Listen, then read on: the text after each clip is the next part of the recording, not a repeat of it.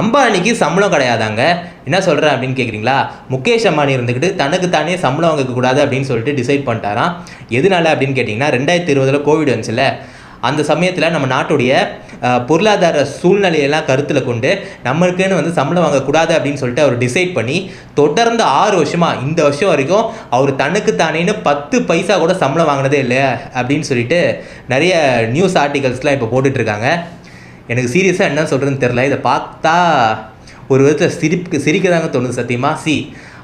அம்பானி வந்து ஒரு கெட்டவர், இல்லைனா அவர் ஒரு rich man, is should probably a villain அப்படின்ற ஒரு டோன்லலாம் நான் வந்து இதை பேசலை, இதை நான் சொல்லவும் விரும்பல.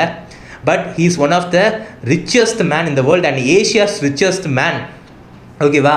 அவருக்கு சம்பளம் வாங்கணும்னு எந்த ஒரு அவசியமே வந்து கிடையாதுங்க. அவர் டிவிடெண்ட்ஸ் மட்டுமே கிட்டத்தட்ட 3600 4000 கோடி. ஸோ அப்படி இருக்க ஒரு மனுஷன் எதுக்காக சம்பளம் வாங்கணும்? அவர் சம்பளம் வாங்கினாலும் ஒன்று தான், வாங்கலைனாலும் ஒன்று தான். இதை அவங்க ஏதோ ஒரு பெரிய விஷயமா வந்து நியூஸ் சேனல்ஸ்லாம் ஆர்டிகல்ஸ்லாம் வந்து போட்டுட்ருக்காங்க. என்ன சொல்கிறதுன்னு எனக்கு வந்து தெரிலங்க. சத்தியமாக சிரிக்க தான் தோணுது.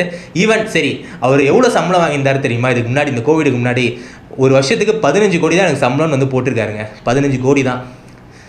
இந்த 15 கோடி கூட இந்த 15 கோடிக்கு சம்பளத்துக்கு கூட டேக்ஸ் கட்டணும், டிடிஎஸ் இருக்குது, 1008 விஷயம் இருக்குது. ஆமாம், அதுவும் கோடிக்கணக்கில் சம்பளம்னா சும்மா இல்லைங்க, சத்தியமாக இதெல்லாம் கட்டணும். ஸோ இந்த சம்பளம் அவருக்குனே வந்து சம்பளம் எடுத்துக்காதது ஒரு விதத்தில் அவருக்கு தான் லாபம். அவர் இந்த 15 கோடிக்காக இனிமேல் டேக்ஸ் கட்ட தேவையில்லை, டிடிஎஸ்லாம் வந்து கட்ட தேவையில்லை. ஸோ எப்படி பார்த்தாலும் இது அவருக்கு தான் வந்து லாபமாக வந்து வருது. ஸோ இது ஒரு நியூஸ்ன்னு வந்து போட்டுக்கிட்டு இருக்காங்க. எனக்கு என்ன சொல்கிறதுன்னு தெரில. சத்தியமாக சிரிக்க தான் தோணுது.